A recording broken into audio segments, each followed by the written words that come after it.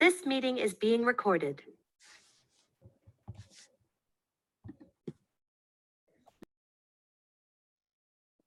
Hi, everyone. Welcome.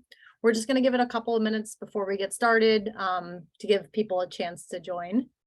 Hopefully everyone's finishing up their bedtime routine. I'm clearly not done. I don't have that anymore. I am empty nest. So One day. do you have the empty nesting place for me? Yeah. Because I need the empty nesting place.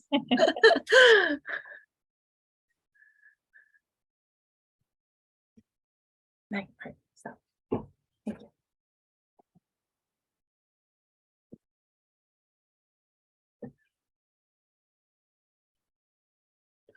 All right. Well, I want to be mindful of everyone's time, including the speakers. So we'll just go ahead and get started. We are recording, so if anybody misses, they'll have access to the presentation later. But thank you everyone for joining tonight. My name's Laura. I'm one of the co-owners of the Nesting Place. And we wanted to do this evening, this presentation, with a couple of local childcare experts that I have the privilege of knowing and working really closely with. Tony from With Grace Care Specialists and Anne-Marie LaRosa from South Shore Children's Center in Islip Terrace. And then we're also going to be joined by Jenna Samuelson from Mindful Journey program, which operates at the Nesting Place location in Farmingdale and Yaphank. So she's going to be joining us in a little bit, and just, looking to give you guys some information about your childcare options. This is a question we're asked so often at the Nesting Place, so I wanted to kind of pull in the experts because, we all have our own pros and cons and things to weigh when we're choosing our childcare. So I'm going to turn it over to Tony to kick off our presentation. And if you guys want to save your questions to the end, we're going to have an opportunity for Q&A. But I think a lot of things will be covered during the presentation. So we'll just go through all of that, and then you can pop your questions in the chat, or feel free to take yourself off mute and put your video on and just chat openly with Anne-Marie, Tony, and Jenna, all really amazing women, and who I know will be very happy to answer all questions. So thanks, everybody. Great. Thanks, Laura. So hello, everyone. I'm Tony from With Grace Care Specialists. We are a nanny agency. So we'll be discussing different types of childcare options and navigating through the different choices that you have. So if you are looking to explore childcare options for your family, there's different types. I'll be speaking to the in-home options of nanny care. Another in-home option, there are group care settings in the home, a daycare setting that is state licensed, they're in the home setting. Another option, there's also childhood enrichment programs, early child center-based programs, which Anne-Marie will be speaking to. And there's employee-sponsored care services that you may have that as an option to you, depending on where you are employed. And there's also before and after school care programs. So an overview of nanny services. If you're looking to hire a nanny, there's a number of different ways that you can go about finding one. One option is using an agency like us. There are several other agencies throughout Long Island that are excellent as well. So that's one option that you have to go through an agency. You can also find a nanny through word of mouth. A friend or a friend of friend may be looking to, stop using their nanny. Maybe the children are going to school. No longer. I think someone is, okay. I think the echo's gone. So oftentimes moms will take it upon themselves and go through Facebook groups or different things like that to find work for their nanny they no longer need. So that's one great option to find a nanny.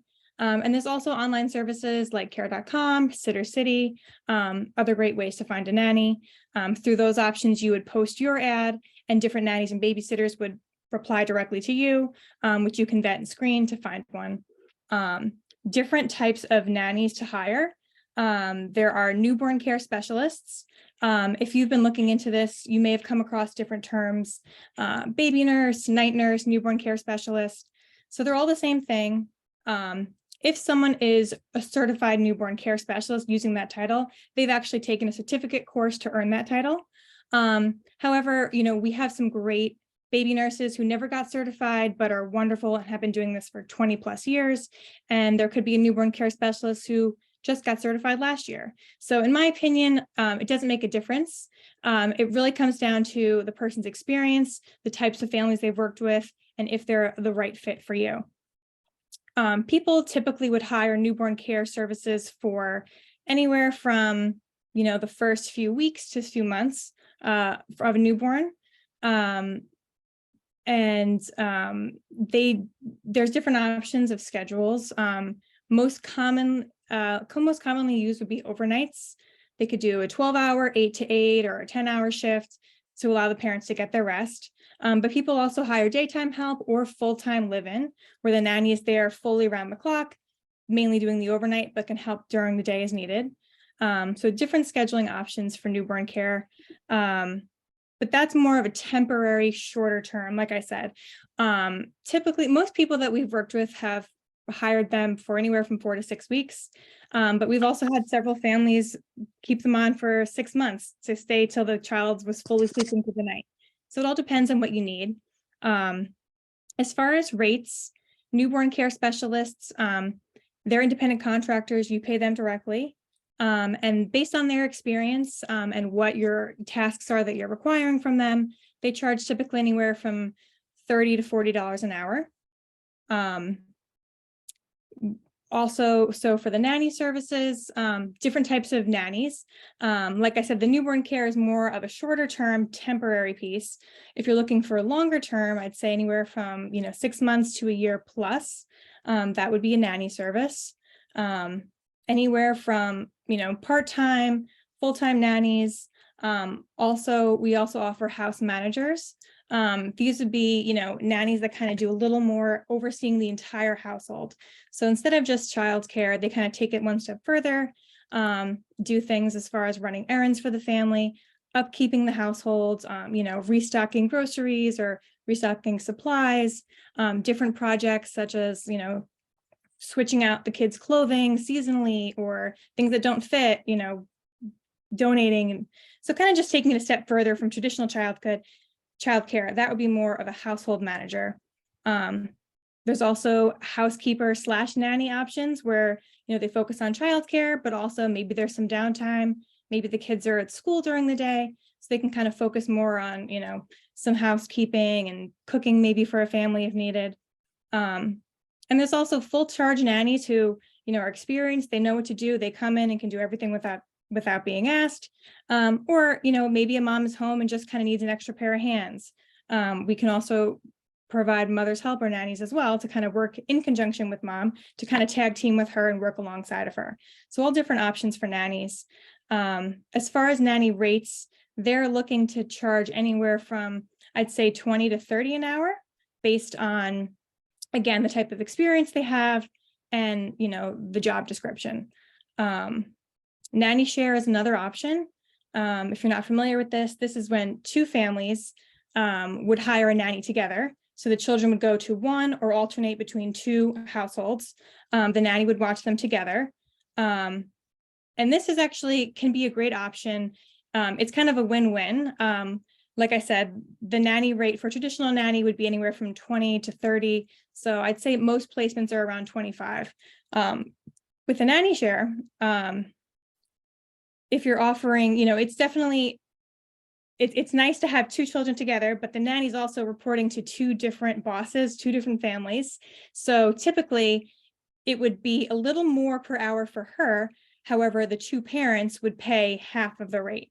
So instead of paying 25 each, they would maybe each pay 15 and the nanny would be making 30 an hour. So it's kind of a win-win. The family is kind of saving a little money there. And the nanny still also making a little more per hour than a traditional job.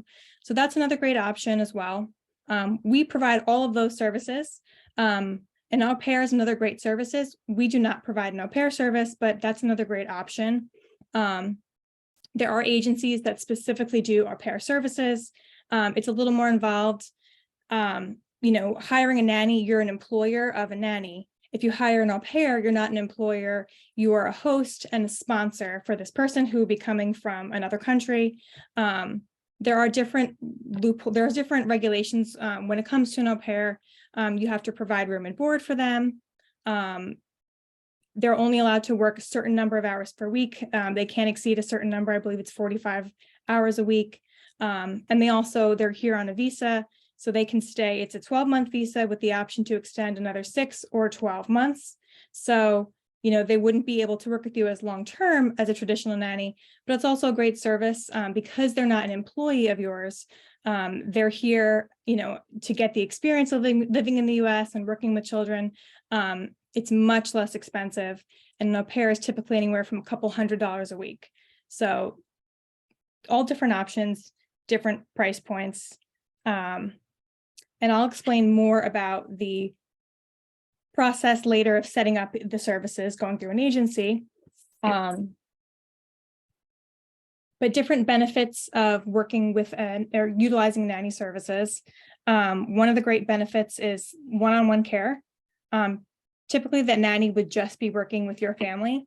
If you had someone very part-time, maybe only a couple days a week, they would likely need to work with another family to supplement. But in most cases, a nanny would just be working with your family, which is great, the one-on-one care, less exposure to germs. Also, if your children are sick, in most cases, a nanny is fine still coming into work. And also the personalized options that you have. You have a unique family, you have unique needs. So you can find someone that works with if you have a very specific schedule. Some families that we work with maybe alternate childcare with, an ex-spouse, where they have rotating days. That's a very unique schedule. So you can find something that may seem like the most difficult schedule, personalized for you. Another thing is personality fit. We work really closely with families to learn, what are you looking for? What's important to you? What are your family's interests? At our agency, we don't have a job board where nannies can go in and say, oh, I want to work with that family in that town or this family. We handpick people based off of personality fit and who we think is going to be, a great long-term fit for a family. We had a family we were working with recently looking for, they're artists and designers, and they said, specifically, we'd like someone with a creative flair. And we found a nanny for them who is going to school on the side to become a jewelry designer and is also an artist on the side. So finding those unique fits is just the best part of this job. It's so exciting making those matches for families.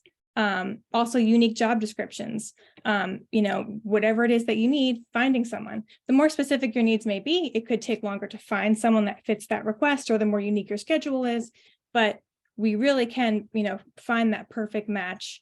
And also budget, depending on what you're looking for and what your range is, we'll work with you. We know what's realistic and what's not. But if you kind of tell us what your budget is and what you're looking for, we'll help you find, what's realistic to find a long-term person to work with that. And another great benefit of nanny services is, they can provide help around the house. They can provide cooking, driving children as well, picking them up from school, bringing them home, things like that.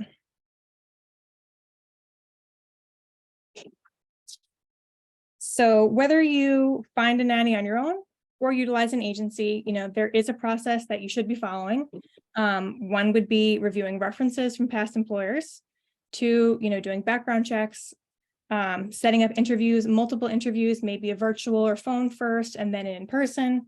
After that, have a working trial period to make sure there's a connection with the children. The person is able to get to your house on time every day, before creating, extending an actual job offer. And then once you extend a job offer, creating a contract between you and the nanny that outlines all the terms of the job, all the expectations, house rules, things like that. One of the great benefits of working with an agency is that we take care of all these things for you.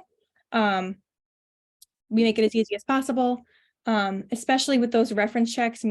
We have a team that just focuses on those reference checks.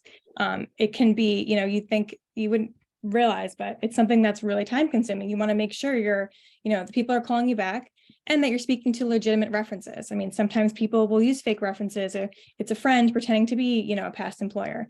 So that's a very time consuming piece. That is, in my opinion, the most important piece when, screening someone to work with your family. So our process when working with a new family is step one, we'd have a personalized consultation call with the family to learn all of their specific needs, more about the family, what are they looking for. Then we'll present them with candidates. We'll share their references that we've spoken to. We speak to all references and provide a statement from each reference along with a phone number. The family can also reach out. We encourage you to speak with the reference as well if you have additional questions. And then from there, if that sounds great, we'll set up a virtual meeting first. Not required, but I offer to be on all of those first interviews virtually. If a family prefers to do it themselves, that's fine, but most families find it helpful, especially if it's their first time hiring a nanny. They may not know what questions to ask. So I just kind of make it a little more conversational, asking questions to both sides versus getting scripted, interview style questions. I kind of make it a conversation so the family gets a good feel for, the person and their personality. Then from there, we'll set up a trial period or an in-person meeting first, then a working trial period. And if all goes well, we create that contract between the nanny and the family. And this is something we've come to find is really helps for a successful long-term relationship, making sure everyone's on the same page. There's no miscommunication as far as, any of the expectations or house rules, time off, things like that being offered. So we handle that for everyone and create that for you. As far as the process, the timeline of the process, I'd say from your initial first call to actually getting started with the nanny, it's anywhere from a 3 to 4 weeks. Sometimes we do have someone that just applied that's a perfect fit and this is so exciting, she can start next week. But in most cases, when great nannies come in, they find work right away. So it's not like we have a pool of available nannies, tons of nannies waiting to work. In some cases we do, but also depending on how specific your needs are, it may require some sourcing on our end, trying to find those matches. So I would say the sooner you can start the process, the better. Of course, we've still done quick turnaround placements, but typically in anywhere from, you also want to make sure you have proper time to meet with the person, do your interviews, speak with those references, do a trial period. So I would say it's typically about a turnaround time of about 4 weeks. And then once the person is hired, we're there to support you ongoing, handling questions like, Christmas bonuses or, how do we handle, we have a new child coming, what should we offer for additional compensation, if anything? So we're there to support you ongoing with any of those types of questions, any issues that arise, we can speak to the person for you or kind of coach you through on how to have those conversations. As far as an agency placement fee, so different agencies have different fees. Most agencies charge a one-time fee that's a percentage of the nanny's annual salary. So it's anywhere from 10 to 15 usually. Some agencies do charge more. Our agency is on the lower side, we charge 10%, and that's a one-time fee. As far as paying the nanny, you are the employer, so you would pay the nanny each week on your own. And another piece that we offer is something called a nanny curriculum. This is something new we just started offering. We're really excited about it. But it's a curriculum for families. We send it to the parents as well as the nannies themselves. And it's just a set of activities. It's a new one that we send each week on Monday. And it's a list of educational crafts or activities for them to do. There's different themes. Maybe one week will be fire safety or 5 senses, or maybe a holiday theme. And, we'll send out a list of, supplies that may be needed. And it comes with probably about like 5 or 6 different crafts or activities to do. So that's kind of something to, even the greatest nannies or, we all know you can kind of get stuck in the same groove of doing the same thing every day. So kind of ensures that there's no excuse. There's always something fun, creative, and educationally should be doing. There's no excuse to turn on the TV and need to watch a movie. So that's something new we started offering, which has really been, had a great response. So that's that on the nanny piece. And I'm going to turn it over to Anne Marie Okay. to talk about the childhood learning centers. Thank you, Tony. That was very educational. I learned a lot of things that I did not know. So thank you for having me, Laura, to come and speak to your folks regarding early childhood education and care. Just a little bit about me. I have been doing this type of work for about 20 years. I am a school teacher by trade. I'm a former public school teacher. And I kind of fell down this rabbit hole of early childhood education when my own children were 2 and 4 years old.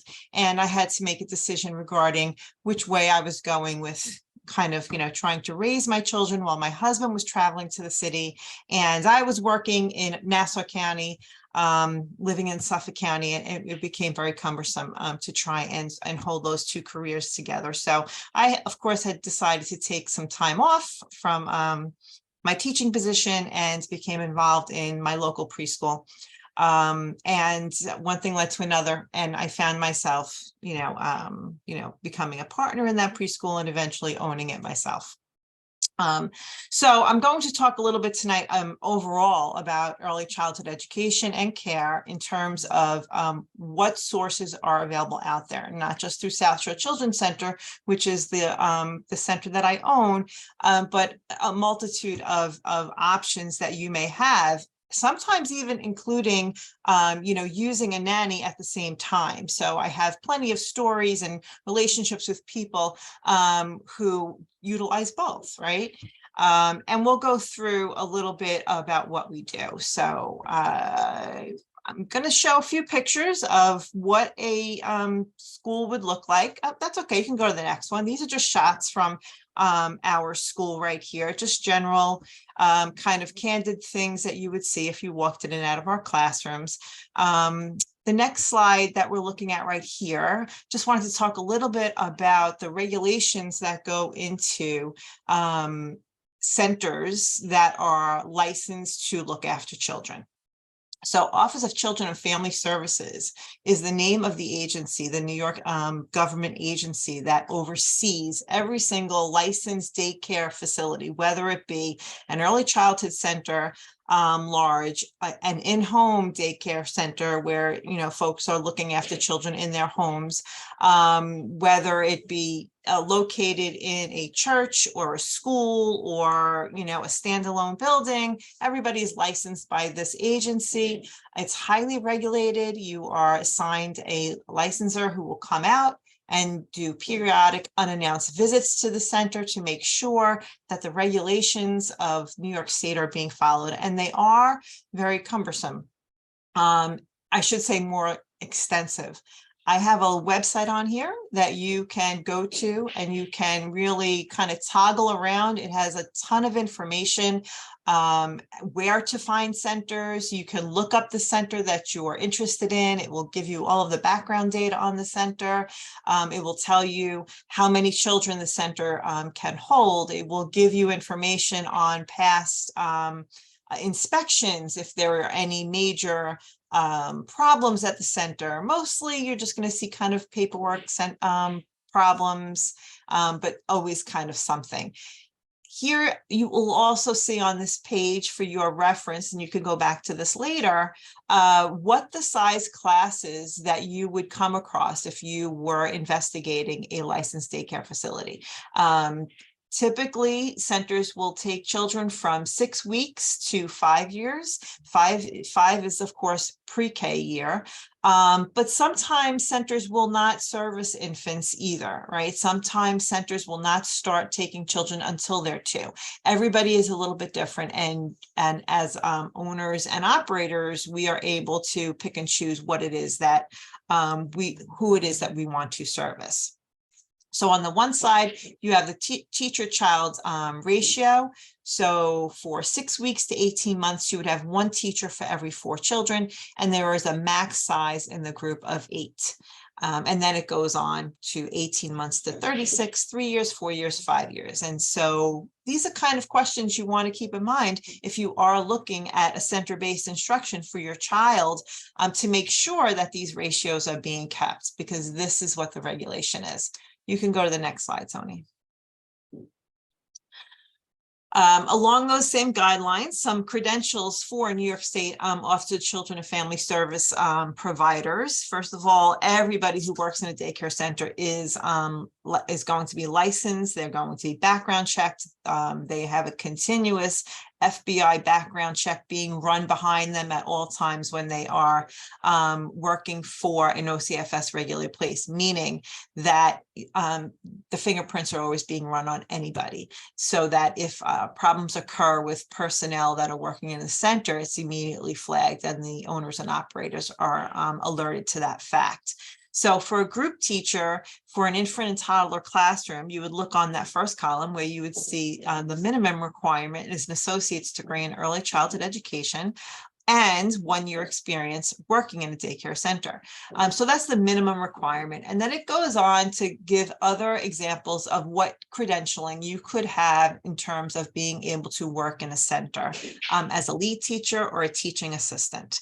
So that would be the first side, and the second side would give you what kind of experience you would need to have in order to continue working there.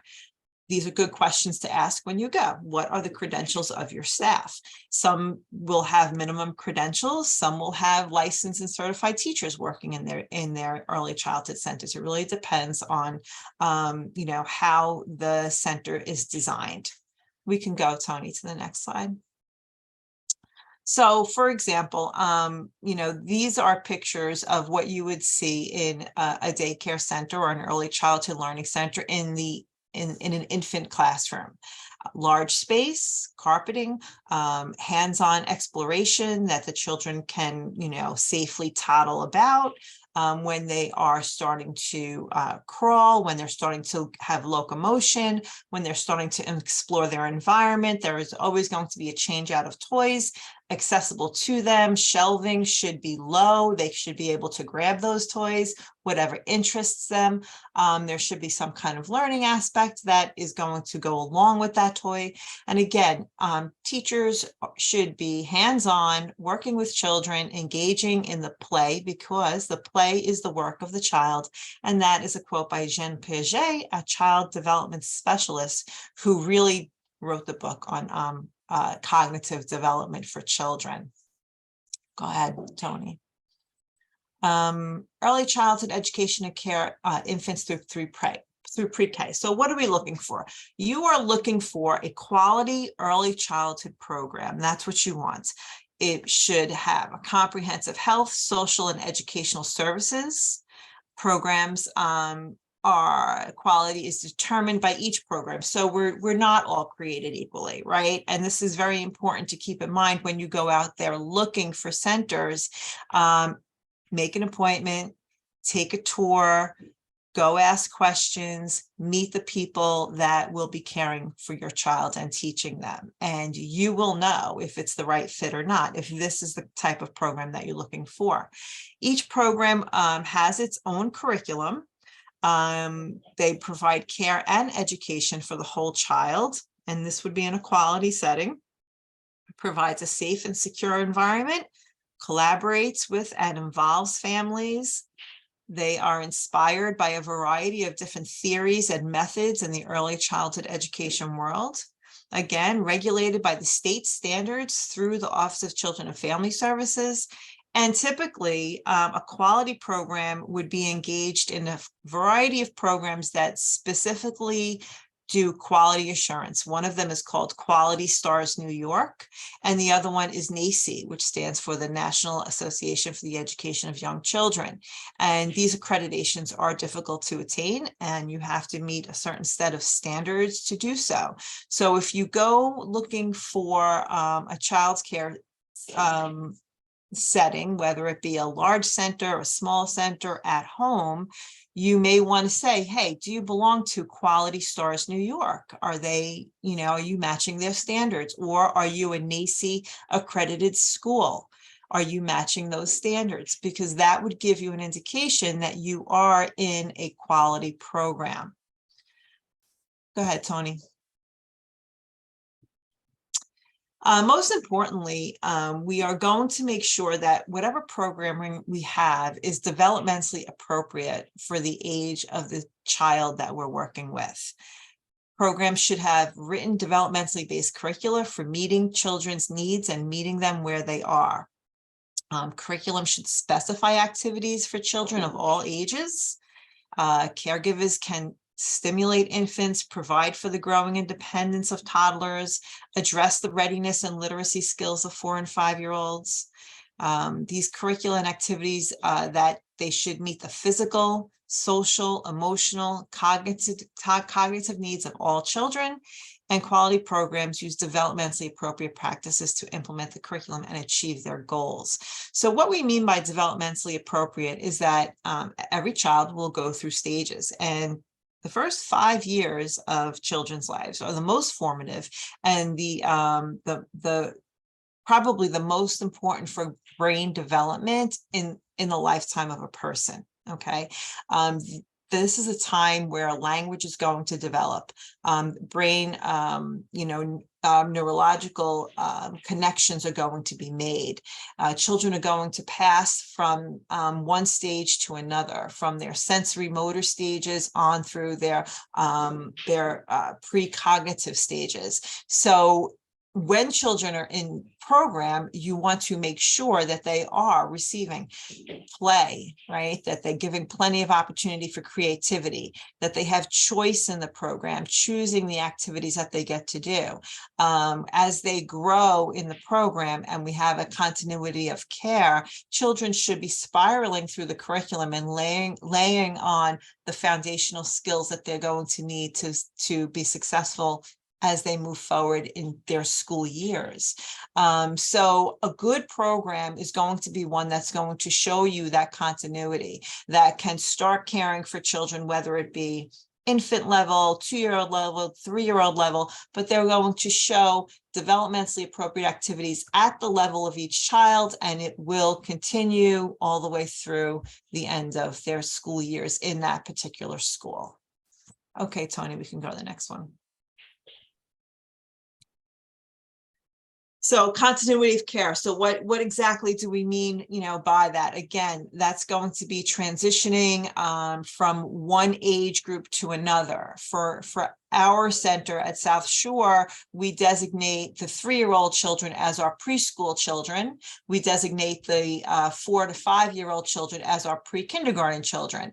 And so when we have continuity of care, we're going to make sure that they are with the same set of caregivers and students for a school year, just like school age, from September to June. They're going to have the same teacher. They're going to meet the same peers in the classroom.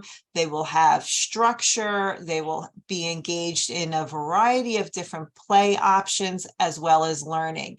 And so here you see some examples of that. The first picture is showing you a sensory table. This looks like it was going on in the fall. And the teacher has covered her train table with paper. The children have gone outside, collected these leaves, put them on the table, and they're doing some exploratory in here, some science, some sorting, some math, ton of different activities can be brought into the classroom just from this one activity that you see. Here in this middle, these two lovely guys are just enjoying each other, playing tabletop activities. They're happy, they're engaging, they have that social, emotional, learning language, talking to each other, and using imaginative play to create some kind of, I don't know, it looks like play people in front of them. The third picture here is our teacher, Miss Teresa. Looks like she's making applesauce in the classroom. This was probably done during one of our fall months when we studied apples, and we do many different hands-on activities which are going to show children the process of different, scientific ways of cooking or changing things or creating.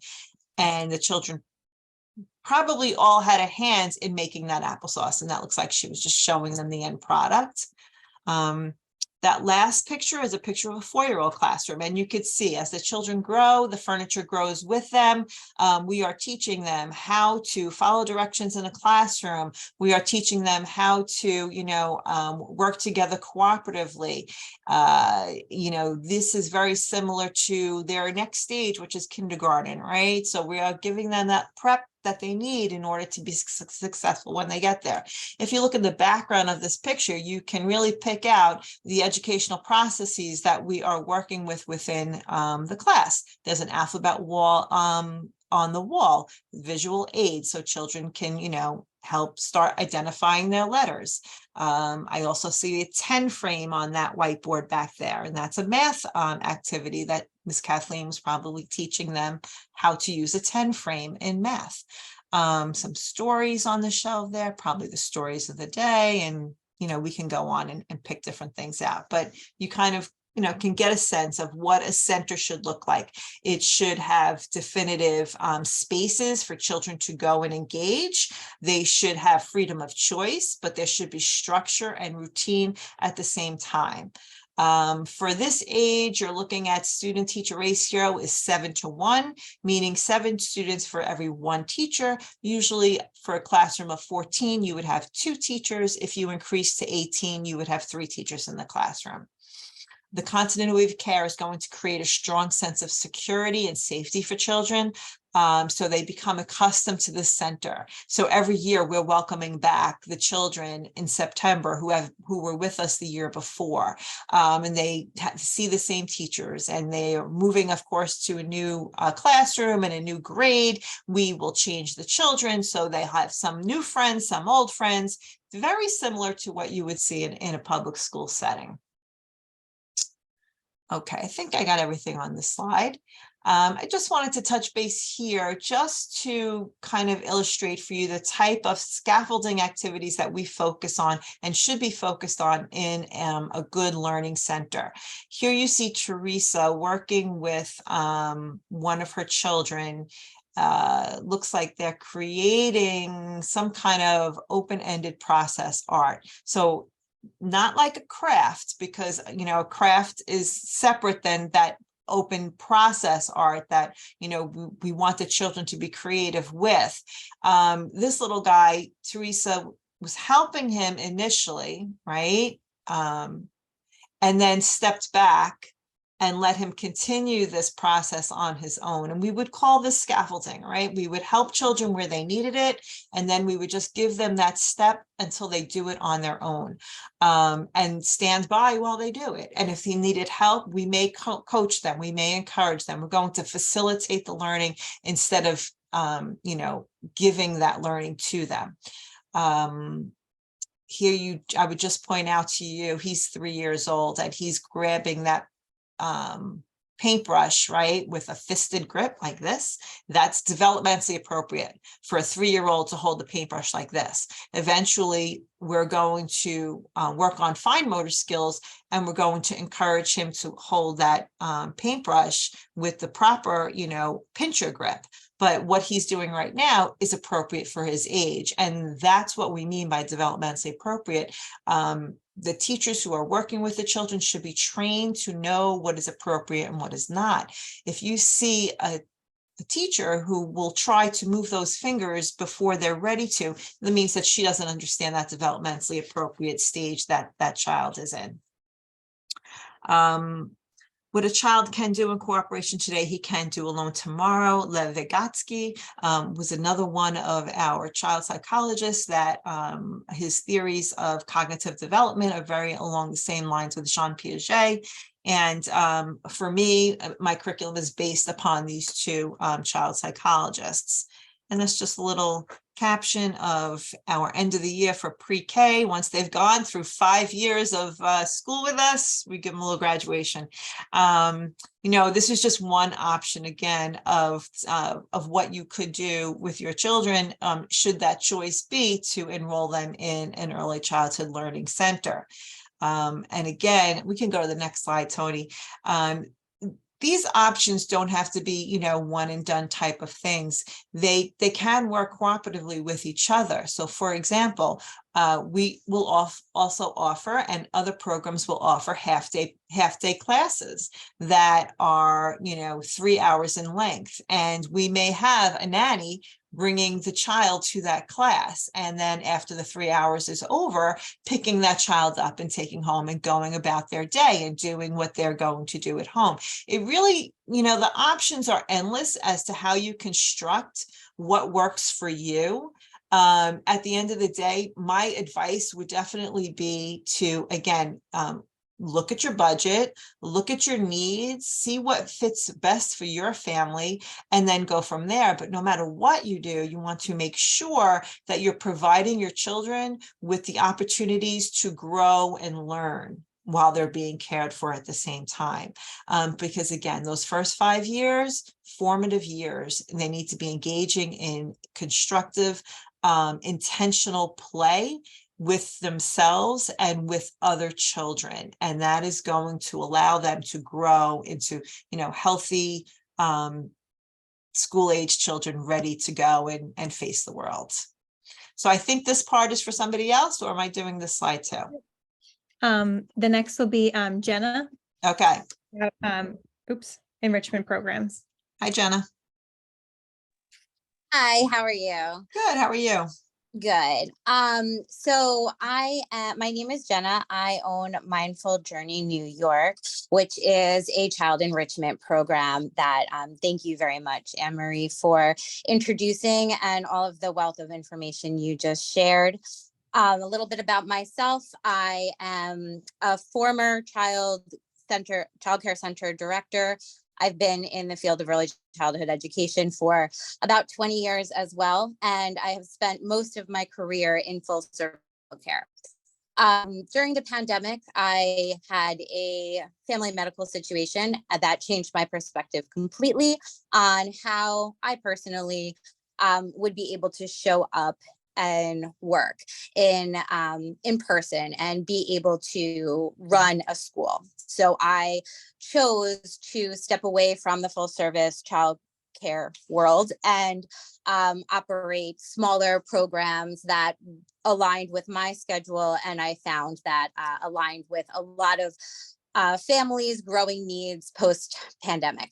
And there's a lot of different programs out there. We are just one example of them. They are shorter in length. They're typically designed for families with more flexible schedule or have the opportunity to have a nanny provide care while, you know, to supplement with the longer term care. Looking for a family who is looking to have their child in a social program that they are learning and they're playing and they're reaping all of the benefits from a longer program that was just mentioned, but on a shorter frame. And then typically there's enrichment opportunities as well to provide them with specific cooking or movement or yoga classes that can help support their education. They can pretty much piece it together in a la carte type of style. So these programs they vary from program to program. So it's very important to do your research and ask questions, learn about the curriculum. Sometimes a enrichment program will design their own curriculum, or sometimes they will follow a different curriculum. If they follow a different curriculum, I would advise you to look up the name of the curriculum and a little bit about it and see if it aligns with your family beliefs. One thing that is wonderful about the shorter programs, they're a little bit smaller. They also provide, some of them provide a mixed age opportunity where our younger children can be together with our older children to learn from the older ones, and our older children can become leaders for our younger children. And other programs do separate as far as ages, and sometimes they do grow, the teacher grows with the child as well. So they might start off one year together, and the next year the teachers will move up as well with the children. So it really provides a great opportunity to have an amazing connection between teacher and child, and the children in the care. They're forming great bonds that are lasting years to year. And that's, you can go to the next slide, I think. So this is a little bit about my program, specifically Mindful Journey. A lot of people in the nesting place know me as the person who does the sensory classes. So all of our learning is deeply rooted in sensory play and development, a social emotional approach to education. We are very play-based. Many child enrichment programs do vary. So if play-based is very important to you, then I would make sure that you are asking how much time is spent in play, and it should be the most of the child's day is spent in play. If that is not the case, it is my recommendation to choose a different program, because play is where our children learn in their organic play and their interactions with one another. They are developing so much more than if something is told to them, because it's coming from them specifically. My program also has exposure to high quality children's literature, movement and health education, and is ideal for 18 months through pre-K. We exist inside the nesting place in Yaphank and Farmingdale. So our Yaphank Center has a little bit of a younger program, while our Farmingdale location has an older program, 3 and 4. And this is something that I, to be honest, never dreamed was an option when I was a young parent and my children went to full service childcare centers while I was the director of a full service childcare center, and they were amazing for my family's needs as a full-time working parent. Now I'm learning a lot more about shorter programs and how you can really support your own personal needs as a parent, and really be able to piecemeal your favorite type of learning altogether, because that's what I did. I took all of the different parts of my curriculum that I loved from where I worked, and everything that I learned as a teacher going through school and in my time working with young children, and put it all together into our curriculum. And you can do that as a parent too. And part of that is can be a child enrichment program. And we believe, and I think both of these wonderful colleagues on here can attest to this, that parents, you are your child's first teacher, and you have the power to create any type of childcare, early education method that works best for you and your family. And there's lots of different possibilities. So thank you. That's what I had to share. Excellent. Thanks, Jenna. So just to summarize, Anne Marie. Oh, okay. This is me again. This is really just kind of like, a summary of what we've been talking about. So regardless of the options that you may choose for your child, and I definitely agree that there are so many different ways that you can arrange for childcare. Overall, you want to ensure that the children's early success provides high quality education for your children. It's going to include language, reading, readiness activities, early emergent reading activities, help children develop that social and behavioral skill that's necessary for them to lead civilized, peaceful lives. prepare children for the world shaped by global competition, including science, technology, engineering, STEM, math, knowledge, and skills. And of course, meeting the lifestyle of working parents. You know, sometimes 24/7. I mean, I'm not involved in a 24/7 center, but there are overnight centers out there for people who work third shift who really need to have their child in a safe place, and need that round the clock care in today's world. These are some of the things that we've been discussing. When you are searching for childcare, visit with the program, meet the professionals that you're going to engage with. That's so super important. You will know, just like anything else, you will know when you have the right fit. Allow your child to be part of the process. One of the questions I always get when I have people calling for tours is it okay if I bring my child? And the answer is, of course, it is okay. Not only that, we encourage you to, because seeing your child interact in the environment, or seeing your child, you know, working with the professional that you're thinking about hiring, is part of that puzzle piece for you. Have some questions. Prepare yourself so that if your questions don't get asked in the process of the interview or the tour, that you can refer to your notes and go back and ask those questions. And then finally, I always encourage people to ask for the policies of the program. This may really affect your decision-making. Items may include, what is the sick policy? What is the calendar like? What is the tuition policy? What does the days off policy look like? Because again, everybody has a different methodology. For example, I run on a school district calendar. I follow the East Islip calendar because I provide universal pre-K services for East Islip as well. So we follow the school district calendar. We're closed for winter recess. We're closed for spring break. And we end June 17th for summer recess. Then we have summer camp. So if that calendar doesn't always fit with everybody's needs, they may be better off going to a different center. I tend to attract a lot of teachers at my center because I run on a teacher calendar. And then I also attract families that have to arrange for care those weeks anyway, because they have school age kids. So it doesn't matter that we're off those weeks.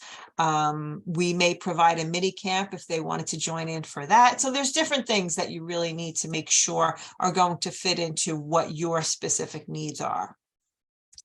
And I think that's, you know, really kind of it in a nutshell. Yep.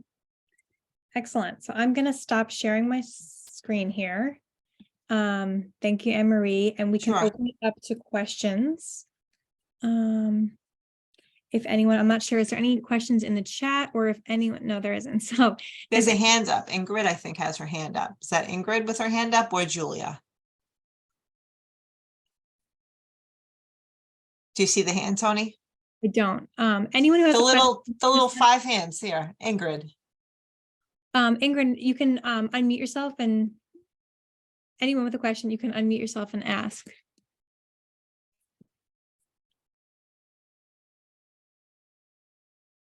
Okay, we covered Yeah. everything. There are no questions. Shocked. Such a good job. Shocking. I have a quick question There you for go. you. Morgan's going to start us off with a question. Yeah, so we're like 9 months pregnant and thought we were moving, Congratulations. and now we're not. Thank you. Mhm. But we're way behind on looking for infant care, daycare. Mhm. Both of us are teaching at local colleges, but just looking because I know the wait lists start when you're like 4 weeks pregnant, but Yeah. do you guys have like a list of recommended places to start asking for care? So I would recommend to first look local or near where you're working. Are you at which college are you working for? I work at Suffolk Community College too. I work at SUNY Maritime and Oh, Fordham, and okay. then my husband's at Kings Point. So Okay. we live in Lynbrook, so we're kind of all over. Okay. So you're traveling from Lynbrook out west then, right? Yep. Yeah, so I suggest that if you're looking for infant care in a daycare setting, go to that OCFS website that's in this PowerPoint is going to be available, right? Yeah. Yes. They have a tool, okay, where you can search by geographic location for childcare centers that, first of all, have infant care, right? That's number one, because not everybody does that. And then from there, they will also have a list of who has openings at some point. Or you can start calling based upon that geographic location. But for me, I would always recommend that you look close to home in your home area for the daycare centers that are there. If you're in Nassau County, you want to also check in with Nassau Child Care Council. They also right, Jenna? They also have lists of childcare centers that may have openings. Yes, and I believe they also have services, so you could call them and they can tell you a little bit about the different programs.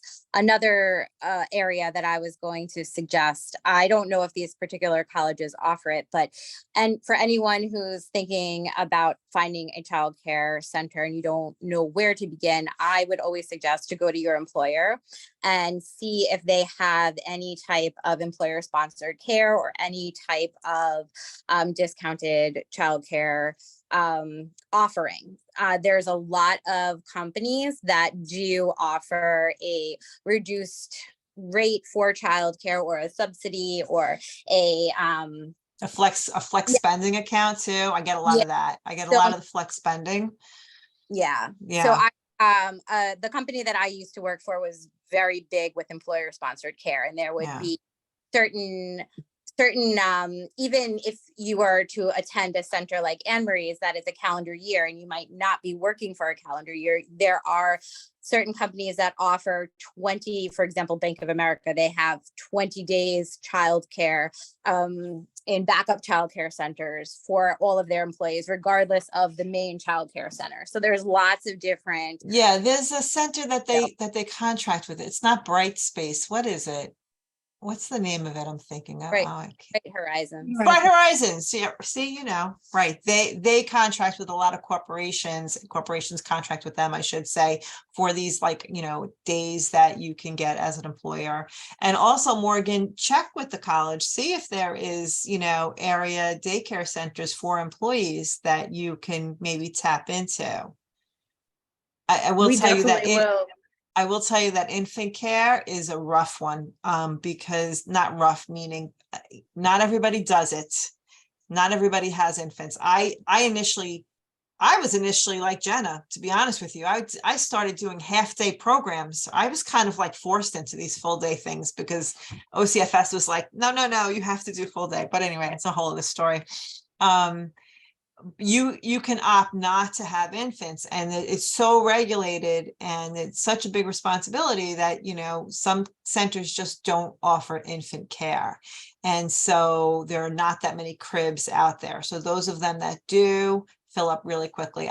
I'm full for September, so I have 2 infant care rooms, 16 cribs, and then a transition room for younger babies that are going to transition to the 18-month level, which would be another 8, and they're completely booked up and we have a wait list. So it's definitely something that if you're, newly pregnant, know that you want to look for childcare, it's never too early. It's just not. Thank you. I appreciate it. You're welcome. Good luck. And then the other thing I want to mention that I didn't talk about was this universal pre-K option that's going on right now across New York State.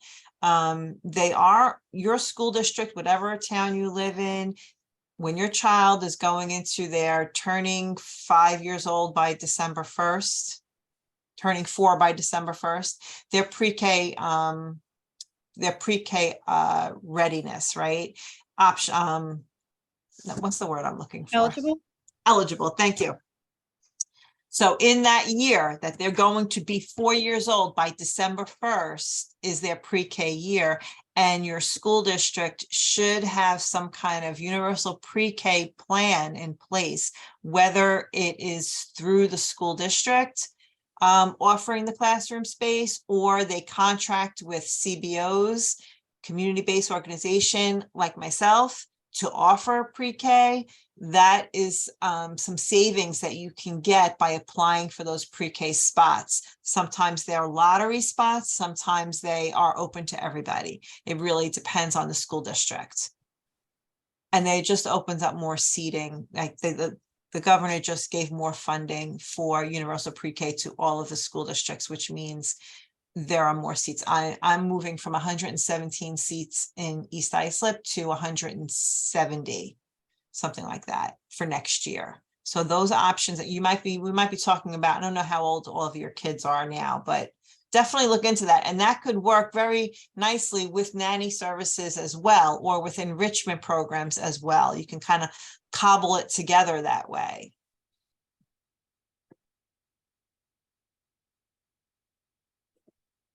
Were there any other questions? Or Laura, did you have any questions? She's putting her kids to sleep. Yeah, okay. Okay, well, this is gonna go out, so if anyone who missed it, will get a chance to review, or if you want to go back and see any of the links we're referring to, or any of the processes we're referring to, everyone will have a copy. This will go out via email and on the Nesting Place Instagram website. I'm sure you can look for it. Laura mentioned a YouTube channel, so you can find it there. But thank you everyone for joining. It was great speaking with Anne Marie and Jenna, learning from you guys as well. So thanks everyone. If there's any other questions you think of after the call, just reach out to Laura or any of us and we'd be happy to answer them for you. Thank you. Thank you. Everyone. Thank you.